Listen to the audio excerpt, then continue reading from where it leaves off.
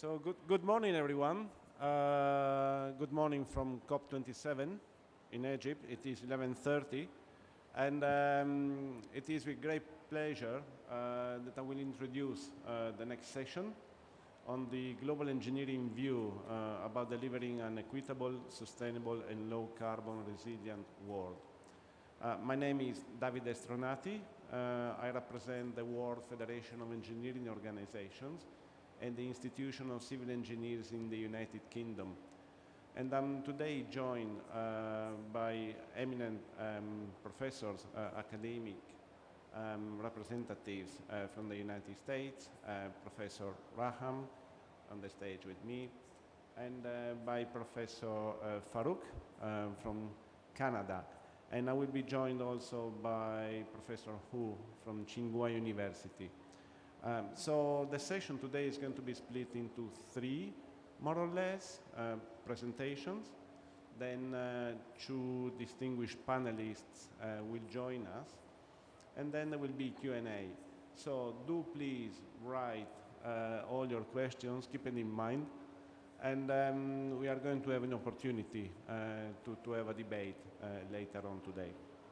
So I think this is a timely discussion about engineering because effectively the theme of this year COP is about implementation.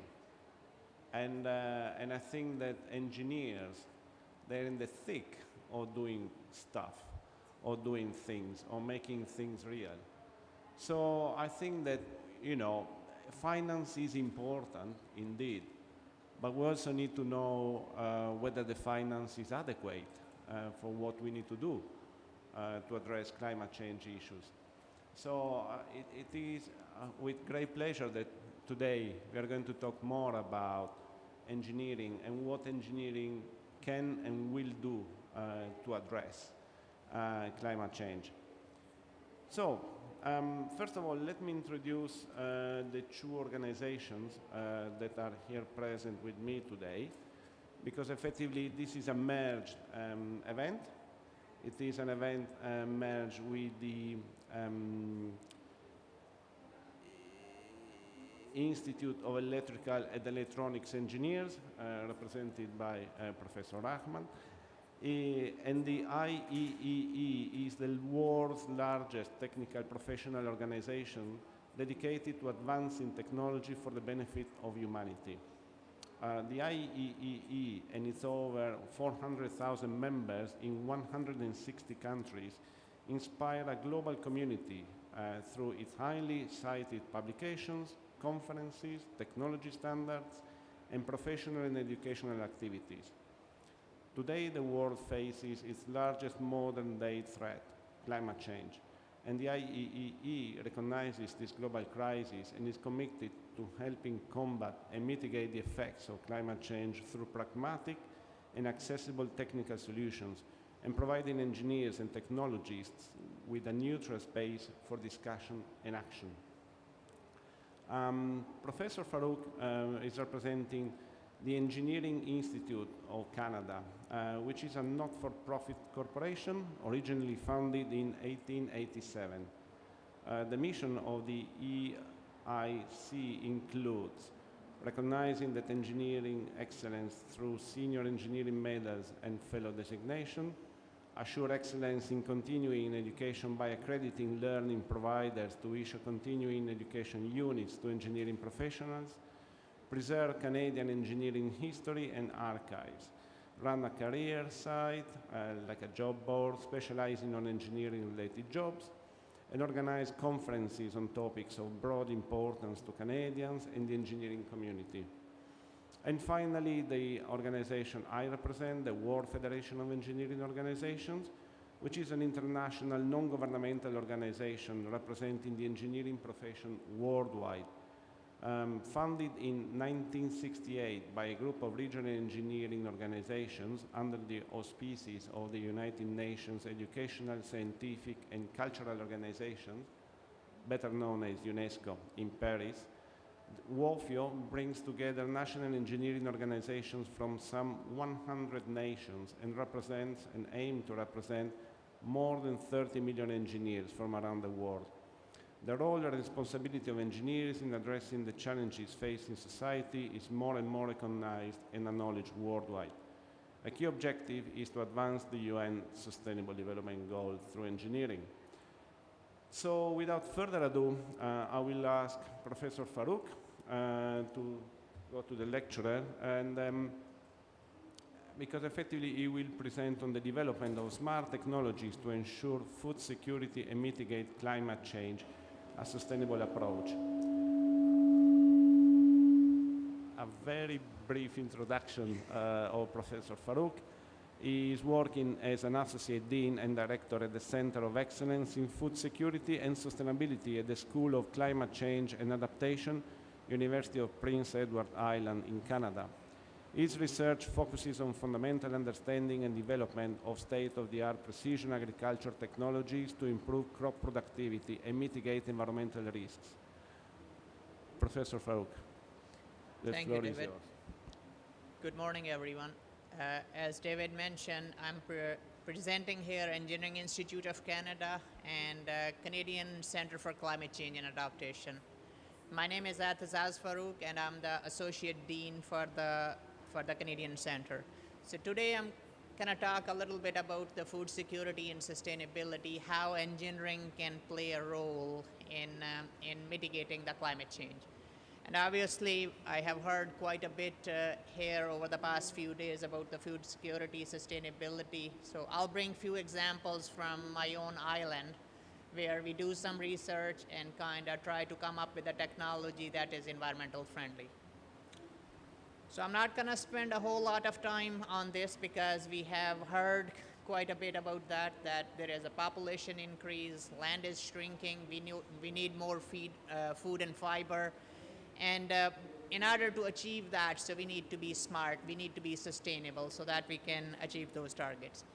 And alarmingly, because of those industrialization, so we have seen there is greenhouse gas emissions that has increased by 50%. So that means we need to do something about it. So now this presentation will cover the two Sustainable Development Goals, which is SDG 2 and SDG 9. And the idea here is that how the engineers can play a role to develop technology to ensure food security with the minimal environmental impact. So I'm going to present few examples, and I try to keep it simple because I thought there will be a diverse audience, so I really don't want to make it too technical. So this is one of the technology we use in Canada, and it is used in various other countries. So we call it dual EM sensor. So this sensor, what it does, so it has a GPS in it. It maps the conductivity of the ground. We relate that with the soil health and properties, and then kind of see what is the soil potential, okay? And then based on that, apply the fertilizer based on the need, not uniform. So if we are putting nitrogen less, emissions are less. So it's going to be going to groundwater less. It's going to go to the nutrient runoff less and whatnot. So one example, so this was one of the field out in Hamilton area, Prince Edward Island. And you can see that there is a variability. So white areas, red areas, brown areas.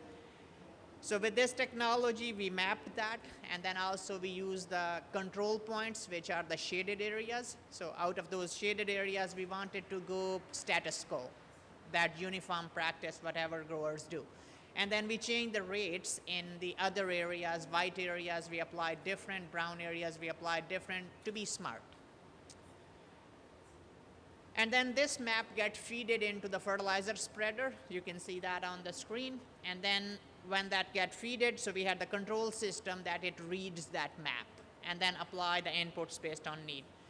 And then when the inputs were applied, we monitor the crop over the year. And in Prince Edward Island, we are known as a potato island of Canada. We produced about 30% of Canadian potatoes. So that is quite huge contribution. So this is the yield map. And you can see on the yield map, there are blue dots, red dots, yellow dots. So they represent that the yield is different across the field. And now after monitoring everything, so the idea was that yes, we saved on fertilizer, we showed the potential of the less contamination of environment and emissions.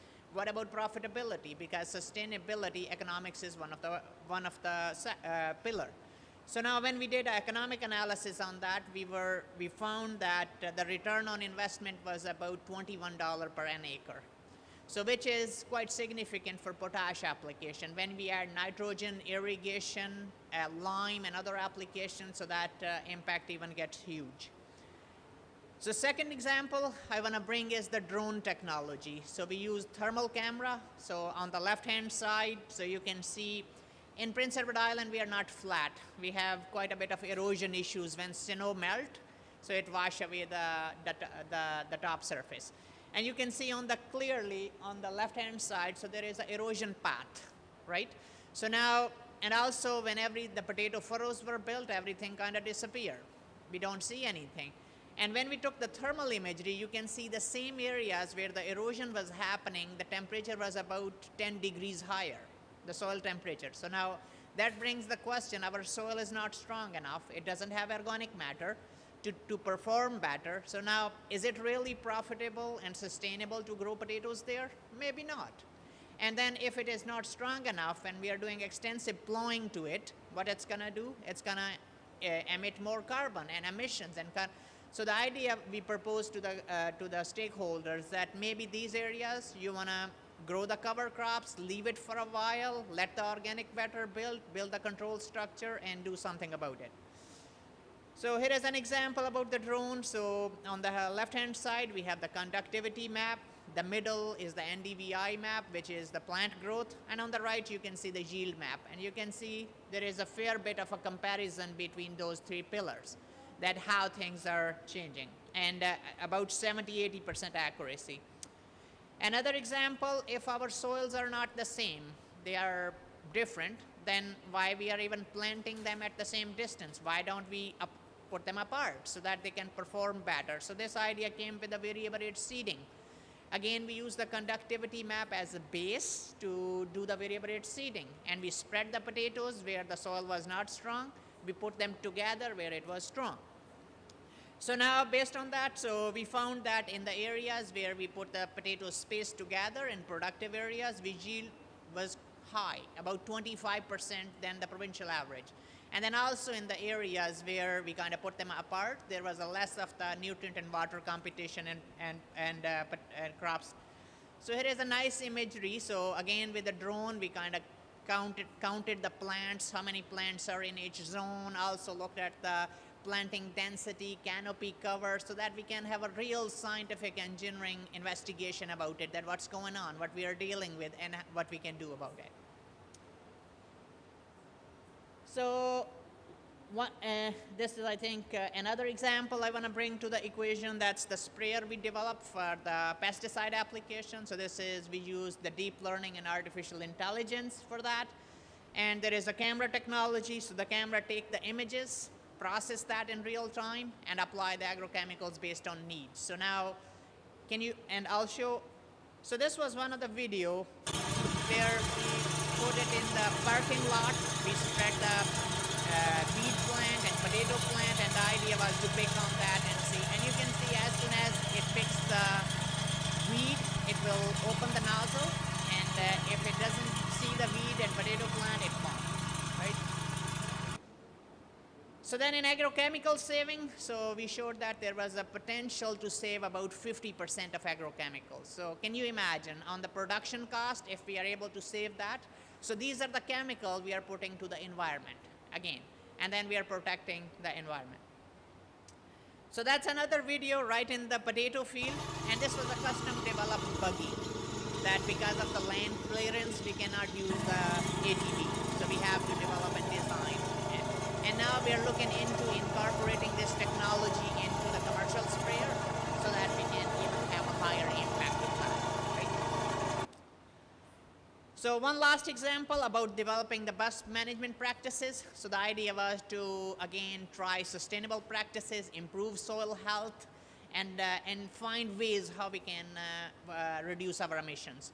So in this particular experiment, so we tried locally produced biodigestate, biochar from the wood source, also inorganic fertilizer, combination of those, randomly designed the experiment, some images from the fields, and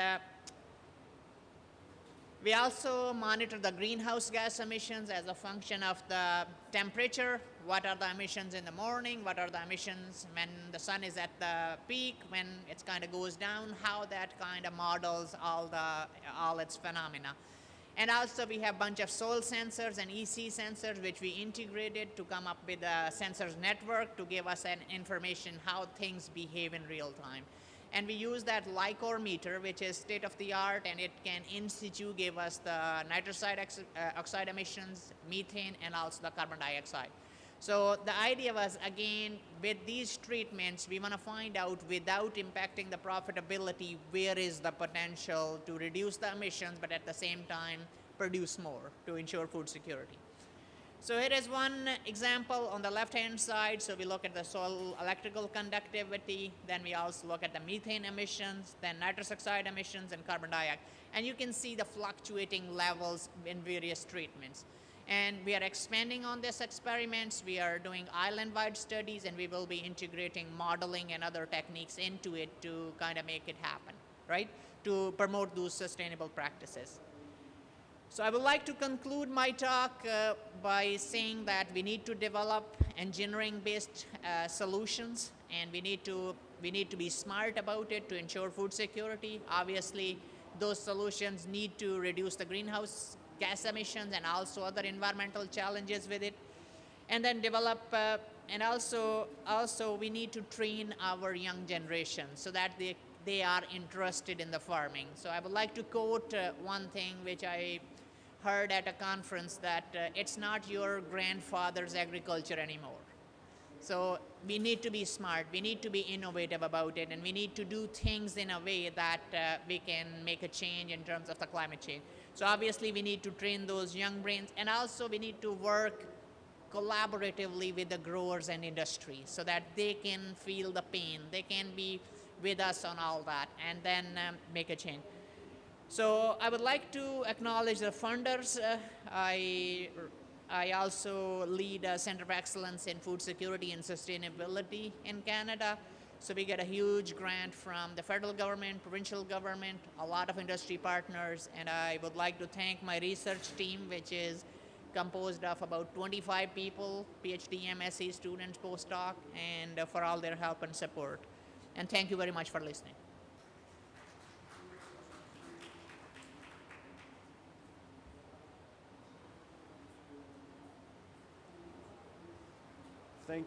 Thank you, Professor Farooque.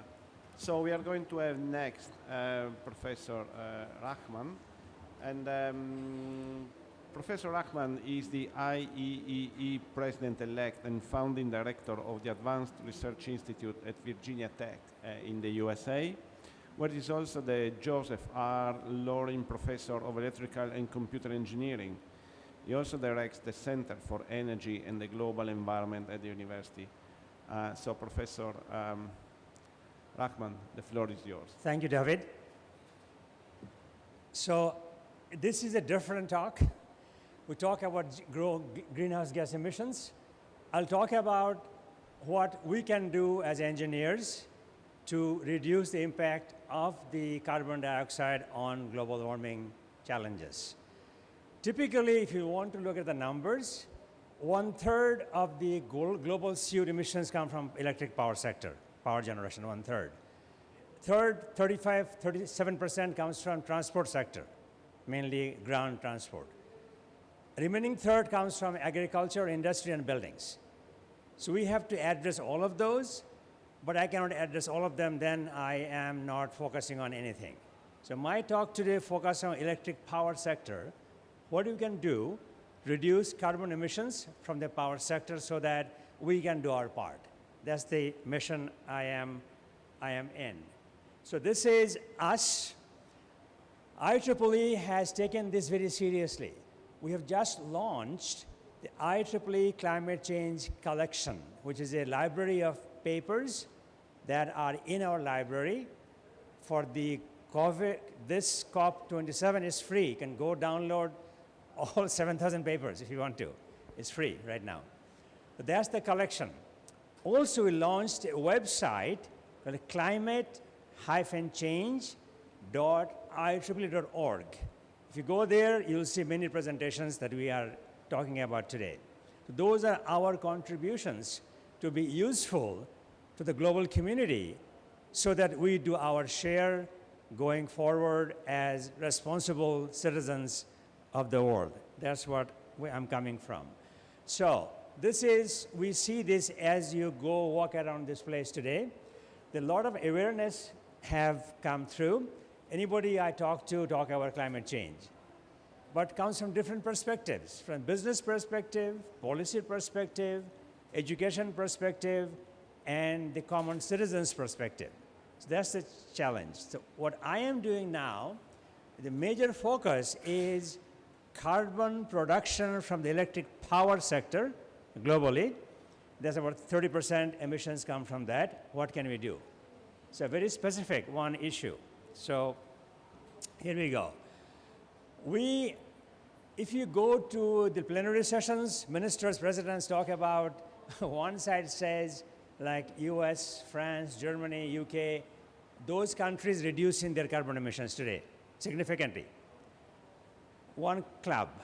Other club is China, India, Vietnam, Indonesia, they're all here in the next building. They say we have to burn more coal because we have no other choice. So one side is slowing down carbon emissions, telling the other side, don't burn carbon so that we can all live peacefully. That's the debate. And that is going on for at least 10 years now, starting Paris and beyond Paris. We as technologists from IEEE saying, if you just keep those positions, you'll never get an agreement. Blame each other. So we have come across offering this 6-point portfolio of solutions that everybody can live with and be their solution partner, not complaining partners. So that's the difference we are coming from. So these are 6 things I'll discuss very briefly with you. First is energy efficiency. If you can use less electricity to do the job you want to do, you'll save the fuel, right? In this room, I can dim the lights by 20%. You can't tell the difference, cannot. You'll save 10% electricity. That means 10% fuel will be saved. Very simple. If you are in a hotel room, office room, at home, you raise the air conditioning temperature by 2 degrees, temperature, 2 degrees C, you'll save 10%. It doesn't hurt you much, but it's a culture. We don't do that. That's one. That everybody can do that.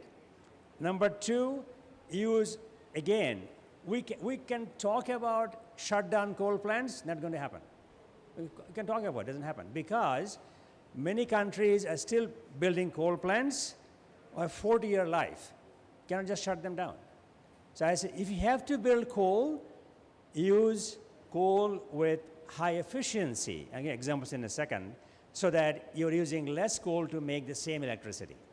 Higher efficiency. Third, use hydrogen and other technologies to store energy, especially for renewables. I see in this area, Sharm el-Sheikh, a lot of sun, but sun is not at night. So what do? We look at battery storage, hydrogen, to make sure we have power at night. That's number 3. Number 4, I said promote more renewables globally. I'll give numbers in a second, so that we can mitigate the carbon emissions. Then I said accept some nuclear. See, I'm very careful, promote and accept, because nuclear is a negative thing, many people, negative, because of Fukushima, Chernobyl, 3 Mile Island. I know that my degree is in nuclear power. So, but without nuclear, you cannot go to all 2050 carbon neutral, not possible. We don't have enough solar energy and wind energy to make it work, not possible in the last 25 years. So accept nuclear, but some different kind of nuclear. I'll talk about that in a second. And finally, promote cross-border power transfer. Very few countries are fully sufficient in power. US buys from Canada in large numbers. France sells to Italy, Spain, Switzerland. It's fine. More transfer, we can do better. The slogan says, one sun, one earth, one grid. If you put the whole world in one grid, then when it's sun in here, if you go to US, it's in the morning time. You're waking up. So you can sell power from Egypt to US and vice versa. As an example. So those are the 6 points talking about. This is not very new and innovative. I was in Singapore last week, gave the same talk. They said Singapore is using 5 of these already, 5 of the 6, except nuclear. So that's an example where we can go. So, examples. I just said this already. If you look at lighting control, heating, cooling control, you save 20% by not suffering at all, but saving energy. Example, many of you know this already. LED light bulbs. LED light bulb uses only 15% of energy compared to an light that is incandescent light bulb. Incandescent, the filament type, picture is here, LED. But they cost about 5 times as much. So they'll last longer, but cost 5 times. So developing countries don't have the money to replace all the light bulbs using LED. That's where the developed world can come in. If the developed world really wants to reduce CO2 emissions, must take some action. So this is how we got tech transfer. You let the countries who are using incandescent lamp because it's cheaper to convert those, don't use them, use LED. Just one example to do this, that we can all live with. This is example, getting very technical now. Highly efficient fossil fuel power plants. 2 kinds. Combined cycle means, you know, gas turbines, we know what that is. Gas turbine makes electricity, fine. They're 33% efficient. That means if you put 3 units of fuel, you get 1 unit back in electricity. 2/3 is lost in heat. The heat being lost can be collected and make steam. That steam can make electricity in a steam turbine. That's called combined cycle. A gas turbine is 33% efficient. Combined cycle is 55% efficient, 55%, so more than half. That means what? Use less fuel, they get the same electricity. And other is more efficient solar, coal-fired power plant. This is the concept. If you have to burn coal, burn it. But capture the CO2 and put it in the ground. It's happening, but very expensive. Again, the money issue. So if some country has to build coal, I have talked to South Africa, they're here in this next building, they have no choice. But they don't have enough money to put carbon sequestration. If they can get funding for this, they'll do that.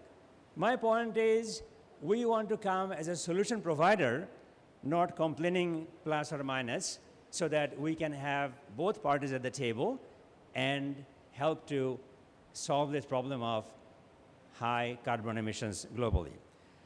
So this is the 1,000 megawatt coal-fired power plant. I just put that in for reference purposes, very technical. So those slides can be available from me or other sources. You can use that later on if you like.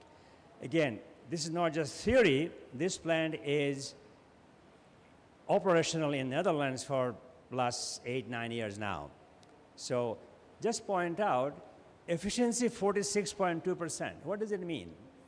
Typical coal plant is 40% efficient, typical coal plant. This is more expensive, but 46%, that means about, what, 12% more efficient, 6 out of 40, right? So that is a different number. If you can save 12% coal by using this plant, you burn 12% less coal, 12% less CO2. If you add globally, that's a big number. So that's what we are talking about going forward. Now, renewables. If you are a country trying to add new capacity, look at solar as your, or wind as your first choice. Again, they cost more money. If you can find the money that could pay the difference, you can do that.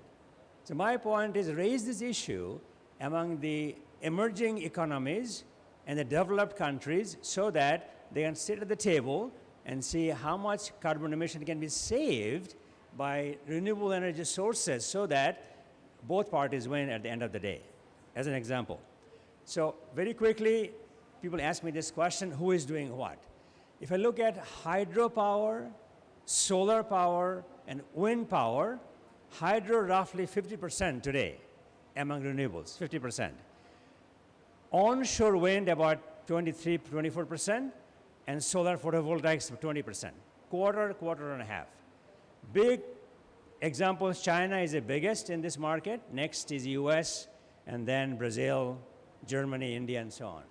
Things are happening, but it needs to happen in larger numbers. So very quickly, hydrogen solutions are available technically, technologically, but they are very expensive.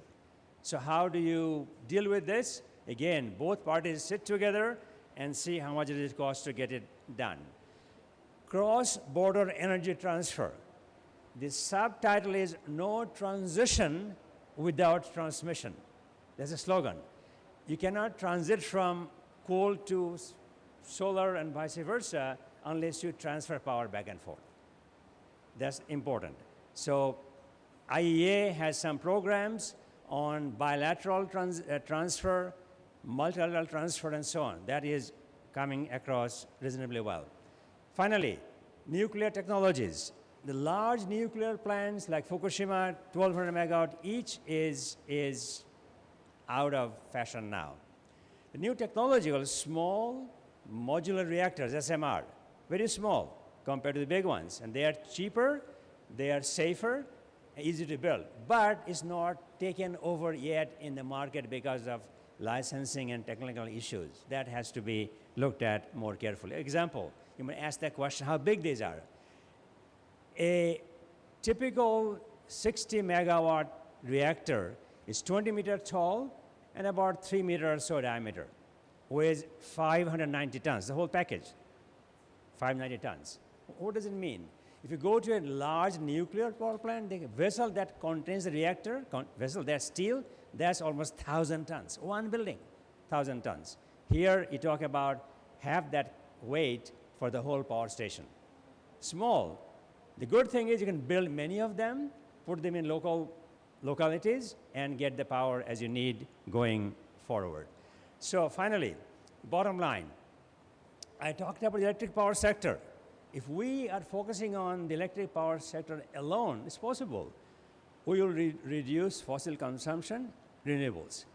But if transportation sector is not contributing enough, we will not get there. Then the issue comes up, electric vehicles. But what would you use to make the electricity for the vehicle? You use coal to get the power, doesn't help. So make sure you have green power to run electric vehicle so that it is not adding to the carbon load going forward. So that's it. I gave you my email address. If you have any questions, write to me. I'll be happy to answer that. So I will stop here. Thank you, Mr. Chairman. And we'll do questions later on. Thank you very much. Thanks.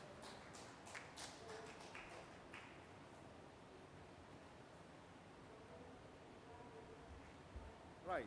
Thank you, Professor Rahman. Now, let me see whether technology and engineering is going to succeed. So the next presenter is Professor Hu from Tsinghua University in Beijing. And is it possible to see whether Professor Hu can join us and present?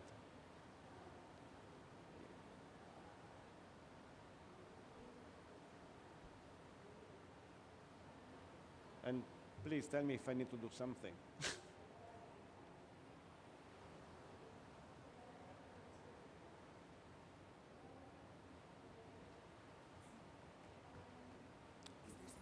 This is Valentina. I need Professor Jianping.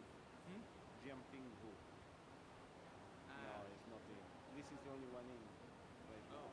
Okay. No, my question is this the only person connected on the link? It looks like. I need the other one. technology is working. It needs a little bit of help. Just 1 second, they told me.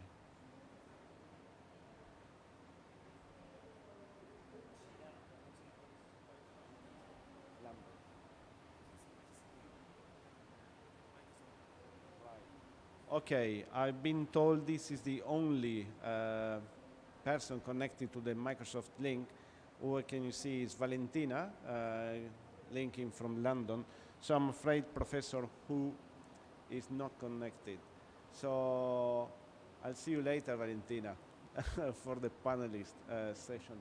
So if you can bring back the screen with the slides from here, that would be appreciated.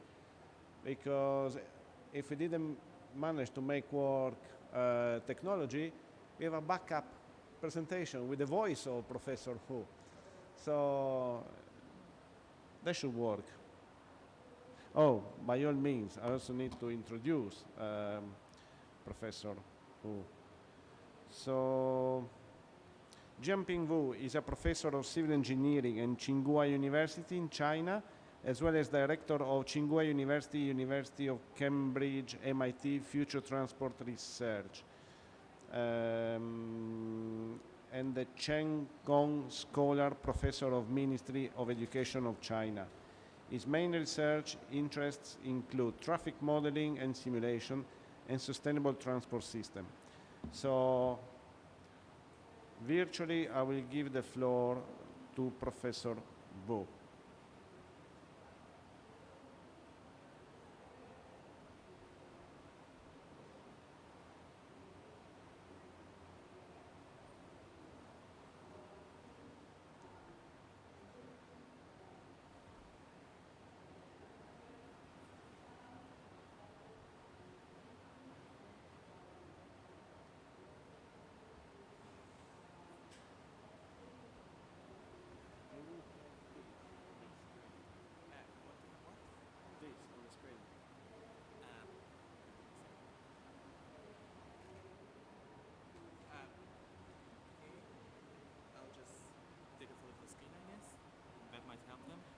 Okay.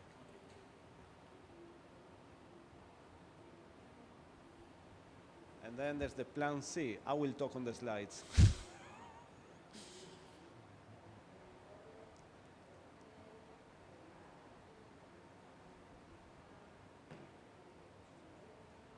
Right. When we'll have the slides on the main screen and the YouTube channel, I will start.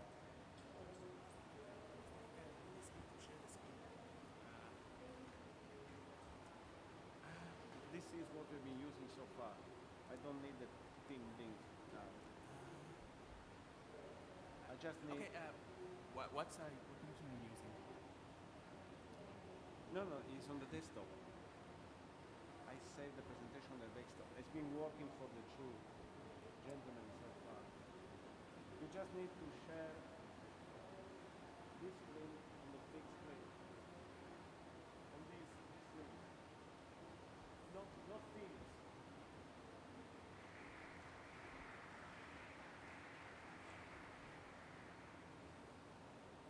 Teething problems.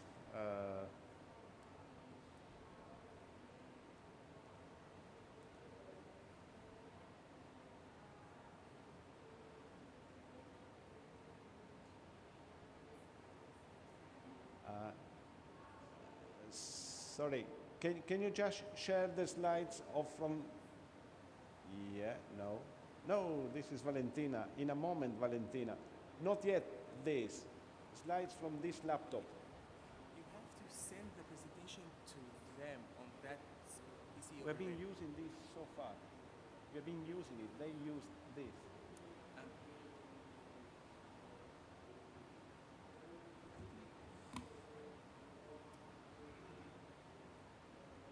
It's not finished yet, no worries.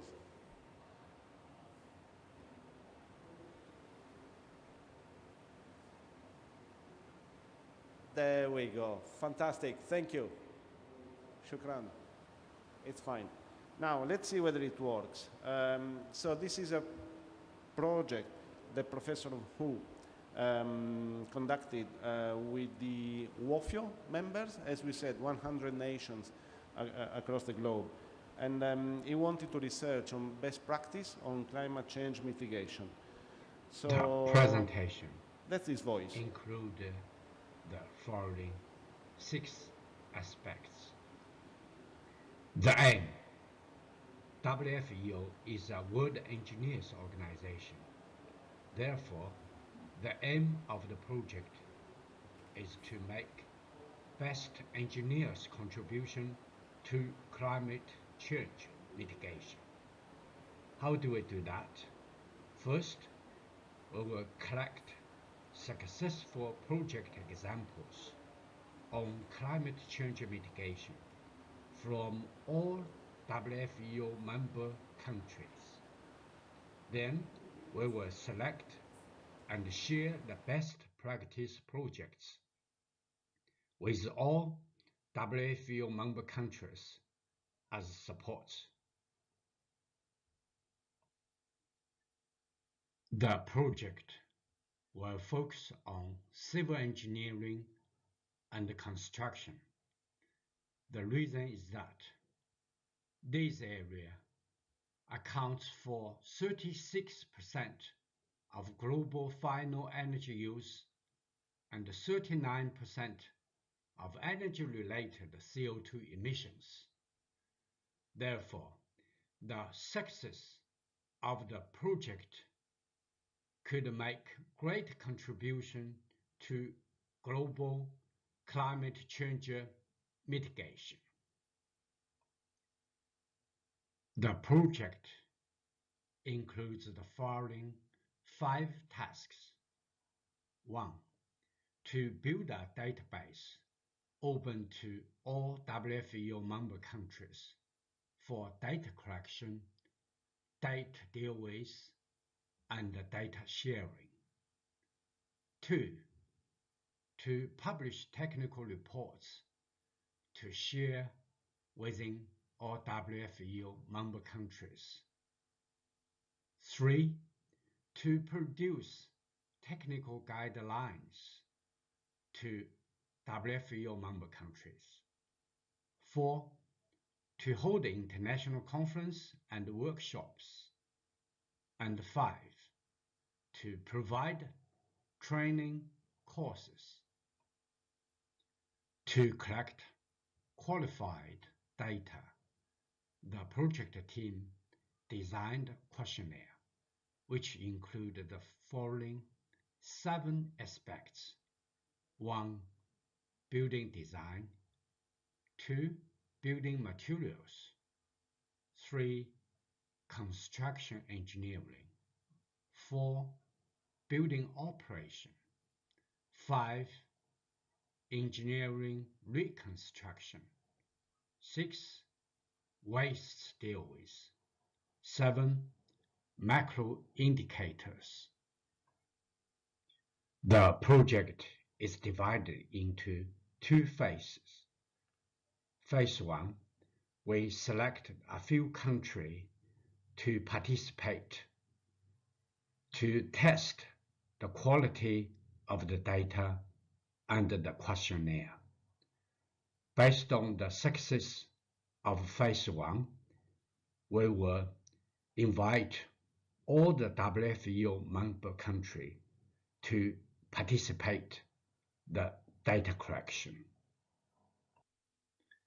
The project team have received 3 returned questionnaires. These are from China, Peru, and Malaysia. These questionnaires have properly presented in detail the key innovations and technologies on climate change mitigation in their countries. The project team have worked several months and have already found out quite a lot interesting results. These results including the following aspects. 1. The design of buildings. 2. building materials. 3. Construction engineering. 4. Building operation.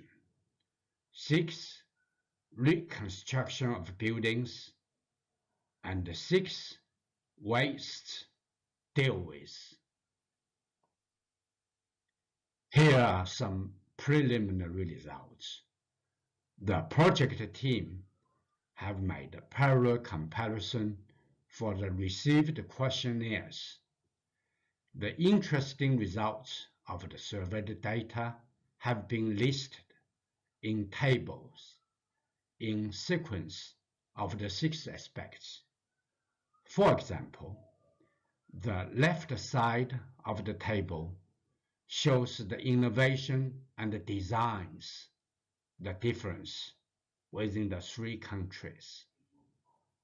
The right side table shows the new methods to reduce the level of energy consumption and carbon emissions of traditional building materials and application cases of the 3 countries.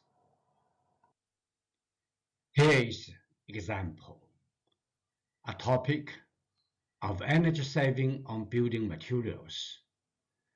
China's report focuses on energy-saving building materials such as low radiation coated glass, solar power generation materials, and high-performance thermal insulation materials, and so on. Peru focuses on concrete partly taken from secondary raw materials, new type of cement such as silicate CO2 replacing traditional varieties, bioaggregates based on organic materials. Malaysia focus on the use of skylight windows, use state-of-the-art lighting system, and the daylighting strategies. Based on the received questionnaires, the project team have noticed some shortcomings of it. So the team is going to modify the questionnaire, the tables. The new questionnaire will use more tables to make technology data more comparable and accurate, and also use application case introduction by unified template. For example, in this slide, the left side is a table provided by the project team to collect more accurate technical data. The right side, the table, is for the application case introduction. It will include a picture, a text, and a graph, and a table for data. Next, we will further analyze the received questionnaire and find out more useful information. And then we will do a more wider data collection within all WFEO member countries. The project is initiated by WFEO CEE and supported by all WFEO member countries. The project team thanks to all the participants and supporters. Thanks for your attention.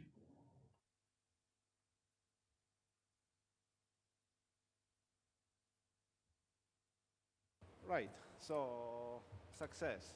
At the end, we managed to have a pre-recorded presentation from Professor Wu. So, as I said, we split the session into three presentations. Now I'm going to ask two panelists to join, one in person, one virtually. And the one in person is here, present, Tariq. So can you please join us on the stage? So Professor Durrani is research professor at University of Strathclyde in Glasgow in Scotland, the United Kingdom. His research covers communications, signal processing, artificial intelligence, and technology management. Professor Durrani is a life member of IEEE, and in 2003 he was awarded an OBE by the Queen Elizabeth II for services to higher education and electronics research. So I'm going to ask Professor Durrani to give an introduction to what he would like to talk. Well, thank you much. It's indeed a pleasure and an honor to be present over here, to be part of this particular panel. I thought what I'd like to do is to address a few remarks which are really relevant to the title we've chosen, and more importantly, to comment on this whole concern about carbon resilient world. Now, to be able to get to the stage where we can say we have a carbon resilient world, we need to think in terms of real innovations which will support and encourage a new approach that would move beyond the proof of climate change. Entirely new approaches are needed to create future innovations and deliver them for today's society. We need an outcome-driven engineering approach committed to delivering breakthrough technologies and capabilities, ones that leverage the fundamental knowledge of the past and apply it in new mission-driven methods that reach beyond what is thought to be possible today.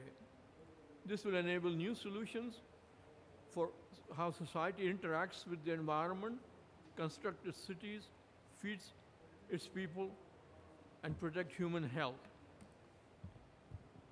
Thank you very much. Low carbon and resilient climate action can be a powerful engine to revitalize global economic growth, contribute to poverty reduction, create jobs, and expand income opportunities worldwide. From an engineering perspective, I would just comment on two aspects of technologies that are making their mark in addressing climate change and delivering equitable, sustainable, and low resilient carbon resilient world. These have to do with innovations in ICT, which is information communication technologies. Here there is a paradigm shift towards green communications, away from coverage and capacity driven to energy efficient era. The industry is shifting its focus from reducing absolute energy consumption to enhancing energy efficiency. That is to optimize energy usage so that every bit of energy used is used precisely to support the current digital service demand, thereby reducing carbon dioxide emissions while potentially lowering operating expenses. To give you some examples of this thing, there is research going on and it's being done by engineers worldwide to develop green wireline optical and wireless communications and networks and physical layer design strategies, algorithms, protocols, and scheduling that consider environmental factors. Energy harvesting, storage, and recycling of for network cross-layer optimization. Energy efficiency in machine-to-machine communications, cooperative communications, and smart grid technologies. Just as a few examples in the ICT sector, industry has taken the lead to get towards net zero in carbon emissions. And I'd like to quote a few figures for you that may interest you. AT&T aims to be carbon neutral in its global operations by 2035. British Telecom has committed to net zero by 2045. Orange aims to be carbon neutral by 2040. 50% of its energy coming from renewables by 2025 and 100% by 2040. By 2030, Vodafone will fully abate all carbon emissions from its activities and from energy it purchases and uses. It will halve its carbon emissions from sources by 2040. These are pledges that are being made by multinational, large-scale industrial organizations, and they will be accomplished by replacing energy transformation hungry networks by energy-efficient hardware for lighting, monitoring, and most importantly, cooling, replacing carbon with fiber optic and employing sleep mode operations. The second topic I'd like to touch upon, it was mentioned by Professor Rahman too, is to do with green hydrogen. I think irrespective of current concerns, it is my firm belief that over a period of time, with new developments in green hydrogen, we will find that as a worthy replacement. So green hydrogen may well help the world to get to a fully decarbonized energy society. Hydrogen is an energy carrier and key chemical in processes.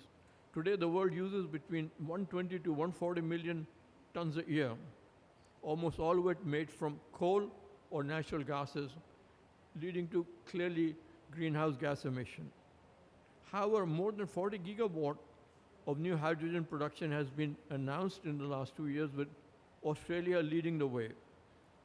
Hydrogen is a storage, a fuel, a key component of a fertilizer and feedstock for many processes. In short, it is potentially one of the most flexible ways to produce and store excess renewable energy. However, issues remain in storage, round-trip efficiency, and conversion of energy in current existing forms. It may be interesting you to learn that the Egyptian government has in the last month announced a renewable energy strategy that it aims to produce hydrogen at least cost worldwide, with the plan to gain 8% global market for hydrogen by committing over 40 billion to a green hydrogen economy. Coming back to the whole issue of the IEEE, which is the world's largest organization of engineers, it has produced an influential public policy statement on the role of green hydrogen in low carbon futures, which offers specific recommendations on the potential of using green hydrogen produced by electrolysis using renewable energy for decarbonization. The potential benefits for green hydrogen for energy systems integration include ability to convert intermittent renewable energy sources such as sun, wind, and hydroelectricity to a flexible form which can be used as a carbon neutral energy carrier and as a feedback for essential industrial and chemical processes. The ability to further transform green hydrogen into other stable forms such as methane, methanol, and liquid hydrocarbons that have a low-cost storage and transportation. Finally, it is worth noting, though, that this is not without cost. There are significant energy efficiencies that need to be taken into account in all these processes, which must include in all technical and economic evaluations of the technology and more. Thank you, Mr. Chairman. Thank you, Professor Durrani. That's very thoughtful remarks you share with us. Now, I'm just wondering whether our colleagues here, they can connect Valentina. Just one sec. Can you please tell them? So, Valentina Putrino is going to link live from London. I can see Valentina. I'm just double checking whether she can see and hear us. Just do the thumbs up. Brilliant. And so Valentina is currently working as a catastrophe risk analyst at Ariel Re. She gained her PhD from University College London, UCL, in the UK, focusing on the development of a framework for the multi-hazard assessment of historic masonry structures. She currently holds the position of chair of the EEFIT committee, and she is representative in the World Federation of Engineering Organizations within the Committee on Disaster Risk Management. So Valentina, it would be great if you can share your 5 minutes remarks with us. I hope you can hear me fine. Yes. And I would like to start with talking about what we do within the Committee on Disaster Risk Management. The Committee on Disaster Risk Management is one of the standing technical committees which got established in 2009, which currently execute its mandate throughout its headquarters at the Peruvian Engineers Association based in Lima, Peru. The network around the Committee on Disaster Risk Management is definitely its main strength. It's wide, strong, and very varied. Academic professionals and public figures get continuously involved in supporting the main aims and initiatives, all spinning around the implementation of the Global Disaster Risk Initiatives, the Sendai Framework for Disaster Risk Reduction 2015-2030, and the contribution to the Sustainable Development Goals. There are 5 technical groups, namely the Land Use and Planning, the Resilient Infrastructure Systems, Data Information Management, Capacity Building, which I'm really honored to represent today, the Institutional Frameworks and Public Policies. Throughout our technical group's work, we promote the concept of resilience at every scale. Resilience, which is literally defined as the capacity of the society to cope with stressors, to withstand, to adapt, and to recover, is the key message behind all the initiatives that we conduct, which include hosting webinars to showcase examples of how to instill, teach, and promote better engineering practice, hosting CPD courses and online courses to share knowledge and facilitate knowledge transfer, publishing open access reading material as a long-standing testament for our devotion to research. Several processes are component of the disaster risk management resilience strategy, which apply before, during, and after an event striking, and defining indeed the disaster cycle. We aim at learning from past events to get more ready for future ones. We aim at mitigating the effect, but also to learn at each and every event from what has happened. We aim at promoting and implementing what we like to call corrective management. Corrective management comprises actions taken in between events with long time span, in which the experience of past events are useful for us to learn from it and to implement what's learned in future events. For any disaster risk management system to achieve the expected goals, though, beside the physical, the normative, and the financial resources, it is required to have highly performing human component. In this context, and with great pride, the capacity building group, which I'm here today to represent, appears as a process that transversally embeds all the other processes within, and it's the one where excellence can be achieved. It is aimed at ensuring that high level in knowledge and skills is maintained to ensure the maximum performance of every other process. And it is where each and every of us can really have a say and make an impact for the better of the world as a whole, united and interconnected system. Thank you very much. Thank you, Valentina. Right, so we had 3 distinguished presentations and 2 distinguished panelists giving us food for thought. So I'm opening the debate to the floor, whether there is any question We have roughly 20 minutes for debate. Okay, this gentleman here, if you can. Oh, let me see whether we need a microphone, which is coming. And I'm just very kindly asking whether you can introduce yourself and the organization you represent. Thank you. Yes, thank you so much for really thoughtful presentations and really inspiring. I'm Mark Bonner. I'm from Engineers Australia.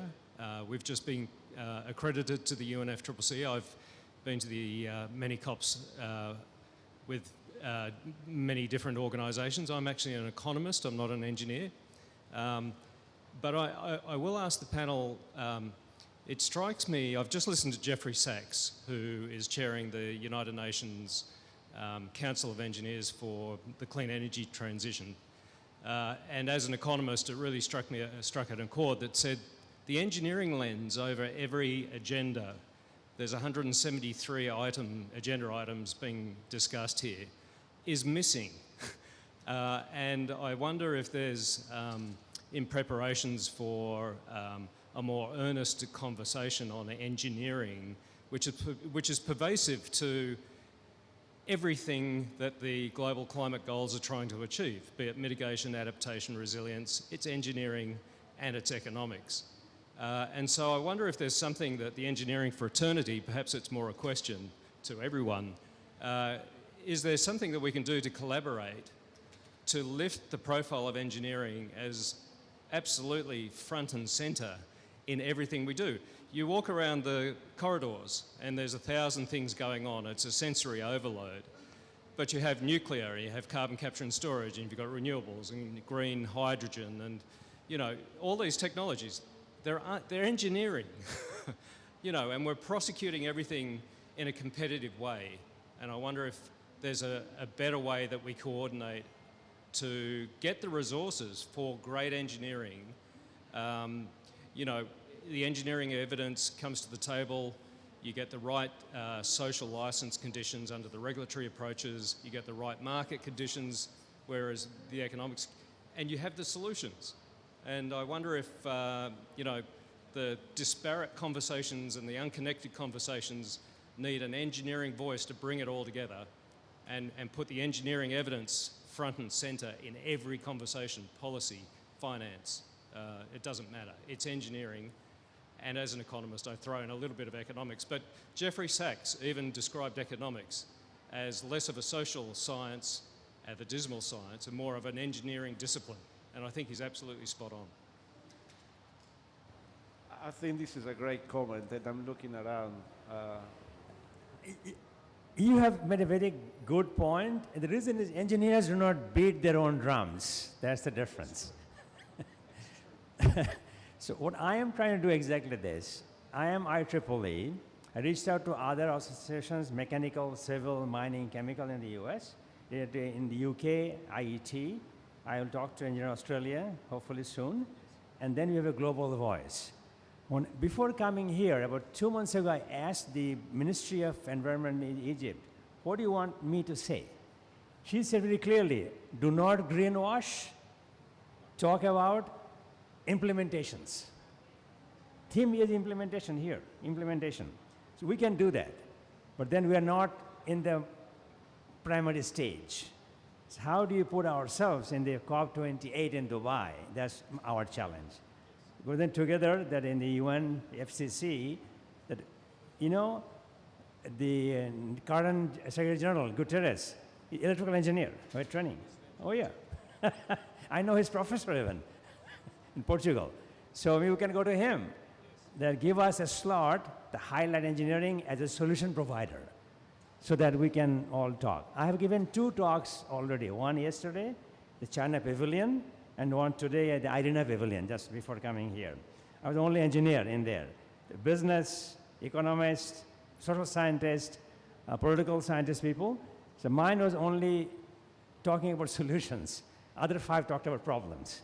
So we have to follow that route. Hopefully that will do some work. Thank you. Thank you for being here and thanks for the guest. I'm Mohammed Al-Dalal. I'm from Egypt. I work on the entrepreneurship scene and I'm part of the IEEE. So my question is for the president-elect. What's IEEE will be doing next year as an incentive to help climate tech and clean tech generally? Thank you. I need your help. Our strength is we IEEE are in 160 countries. We have sections in Egypt, UAE, many countries. So I want to use that landscape to build awareness.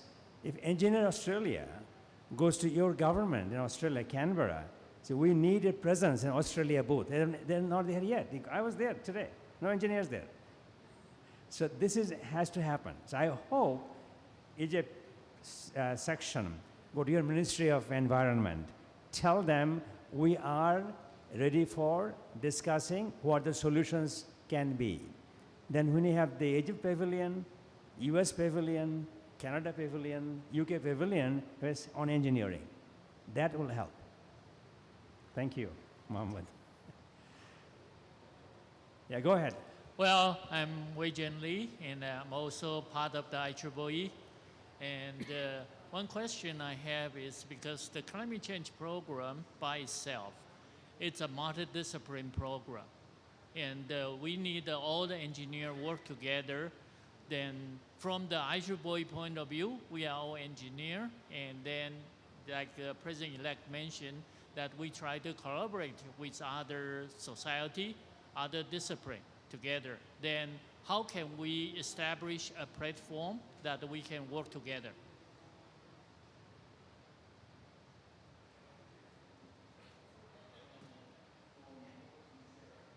Okay, thank you.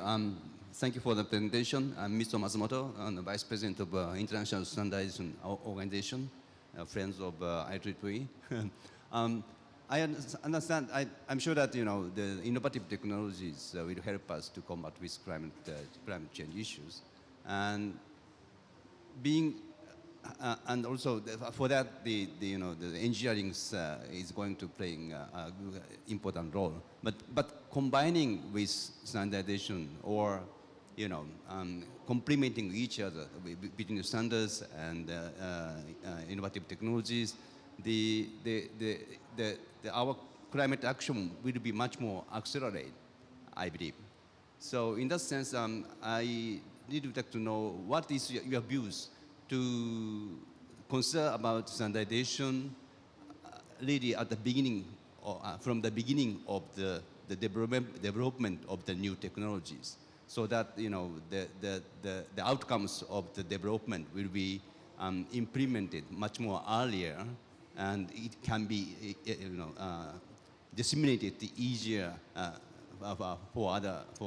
to other, you know, economies. So I would like to see your views on that kind of issue. Thank you. That's a very interesting observation, and you're right. Without standards, we cannot make sure it is globally applicable. So IEEE is doing a lot of work in that area. With standard 14453 standards, IEEE talk how to integrate solar to the grid. Frequency issue, voltage issue, all that is happening. We need more of that. We talk about hydrogen, it's not there, standard, not there yet. We need that. Standard battery installation standards. So those are very valid points. But I repeat myself to the Muhammad that we have to go to our governments individually and tell them we have a role to play. I have been to Thailand, in Pavilion, India, Bangladesh, South Africa, China, UK, Canada, Turkey.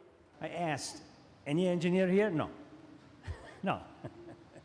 People, environment. But they're the people who can see the big picture. How to solve it? They can't solve it. So we have this challenge ourselves, go to our own governments. Tell them, COP28 in Dubai, make sure engineering group is in that group.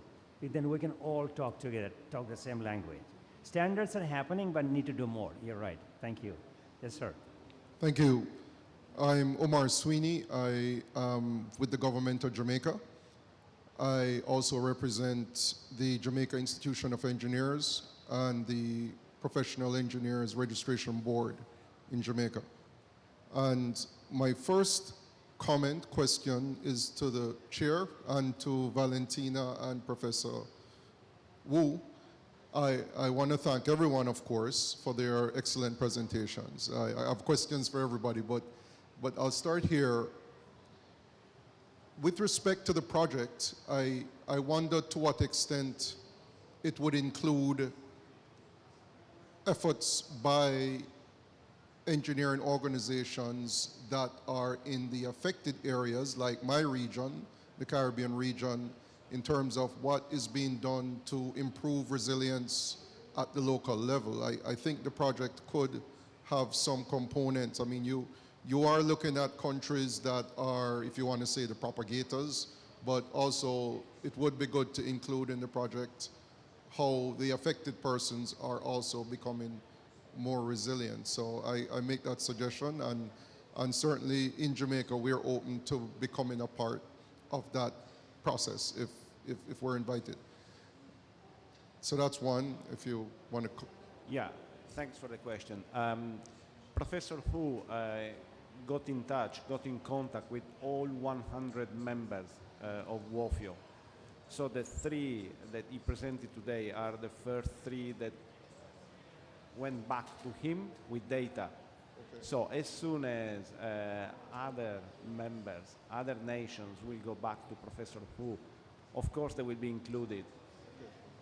So apologies if it gives the impression that it is a selection of countries and nations that came back to us that on the presentation. These are effectively the ones that provided the first set of data. So we are looking forward, and we are going to remind all the other 97 members to get back to us because this project will carry on, and we'll get further funding from CAST, which is the Chinese Academy of Science and Technology, because it's going to become a WFEO board project. It's a very important one. All right. Thank you. I accept that, and it's just a good discovery, so we will follow for more information in the future. Please do. For Professor Rahman, I just had a question on your presentation. Normally in a jurisdiction, you would have an integrated power generation plan that would determine the mix of renewables to fossil fuels, etc. Those plans are normally driven by cost, delivering energy at the cheapest cost. Certainly from your presentation today, in looking at the wider impact of greenhouse gas emissions, etc. And I wonder if you had a comment on how you cross-reference, if you want to say, the short-term cost benefit to delivering the lowest cost versus what you're suggesting, which would be a more longer-term approach. Very good question. You're right. Historically, we looked at the monetary cost, today's monetary cost, not cost on the environment. If you add that in the equation, then you have to price CO2, happening in Europe today. If you add the price of CO2, add to that price the cost of the design, then some things will fall off. Coal will fall off. So that is the new trend. It hasn't happened yet. That's the fight between developed world and developing world. The developed world wants to add the cost of CO2. China, India, Vietnam said, well, we can afford it. So what do? Developed world has to come to the table and find a solution, maybe provide technological solutions to do that. That has to happen. All right, thank you. I think Valentina has her hand up. Did you want to say anything, Valentina? I was just going back to the previous question and highlighting the importance of the world network. So I think that COP27 is just the best stage to showcase what we do, but also to make us known and available for joining efforts. So anything that comes after that is just the outcome of a good connection. So I think that networking is just the key in that respect, and sharing experience and knowledge is just so very important. So that is an opportunity to connect. Okay, thank you. Please. Hi, I take the opportunity to ask another two questions, if I may, and bring a bit closer back to the COP. But a question for Valentina. What seems to be missing is the Sendai framework for disaster risk reduction, and I wonder how that fits in. How you see that fits into what we're doing here at COP27? And the second question is, I follow the technology mechanism quite closely, and I wonder, I do wonder whether there's any engineers sitting in the technology mechanism under the Technology Executive Committee or even in the CTCN. I'm sure there are. But the relationship between the technology mechanism and the finance mechanism, it seems to be a stalling point at the moment, quite a controversial point. And I wonder, is there any, do you see any requirement for a formal relationship between the innovation side of, because everything we do is innovation, is engineering, and the finance side in terms of climate finance, the Green Climate Fund, the GEF, and the rest of it. I'd be interested in hear some observations about how you see those two mechanisms and their relationship with each other. Thank you. Well, thanks for the questions to start with, all very interesting. More than anything, I do have an opinion as to how the two systems can probably better relate to one another, and is by having open mind and being open-minded.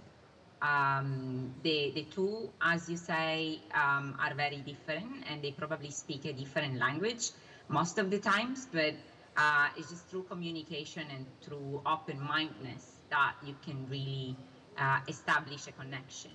And everything that we do is innovation, you're right. So in that respect, I do believe that it's just important to understand that this is the way to go forward. Thanks. Yeah, for the agricultural side, I know in the future that with the population growth, the available land will be reduced. So that basically, I know currently we are promoting the urban agriculture. So on the production point of view, then because urban agriculture is going to require more energy on this sense for the energy consumption. So how to balance between the production and the energy consumption and the environmental impact? Yeah, that's a very interesting question, and I think it has to be an integrated approach. So there will be obviously give and take to make it balanced, like where we can. And obviously with the land shrinking and also the impact of the climate change, we also need to look at, I would say, the new varieties and maybe new ways of living. For example, in where I came from, potato production is the big thing. But maybe 20 to 30 years from now, that's not there anymore. And then we kind of think about, well, if not potatoes, what else we can grow at the mercy of climate change? So you're right, like there is an urban agriculture promotion on the go, and obviously that's going to consume more energy. On the other hand, the commercial agriculture or the field agriculture.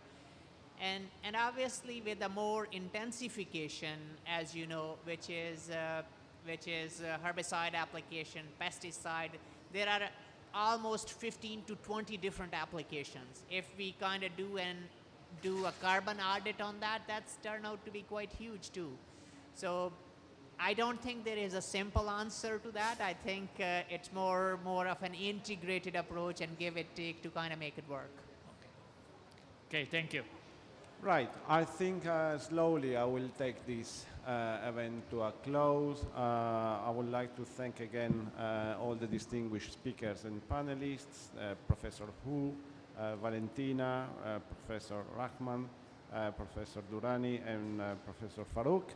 And it seems to me that, as always, it's not difficult to talk to the converted. And engineers, what they need to do is actually to talk more widely to the ones that need to be converted to the engineering fraternity and community. So from our side as engineers, clearly, we may be considered a little bit fragmented because effectively engineering, as we saw today, spans so many different fields and sectors, from the macro to the micro, from agriculture to energy. So there's a lot to be done, and therefore maybe the additional difficulties of getting one voice. But I think that more and more, as we are moving into the implementation phase, engineers will be asked increasingly so to be part of the solution. So from our side, we shouldn't shy away, and we should actually be present at COP in even bigger and stronger and more coordinated form. So on this note, I thank you all for your questions, and I wish you a very good COP. Thank you.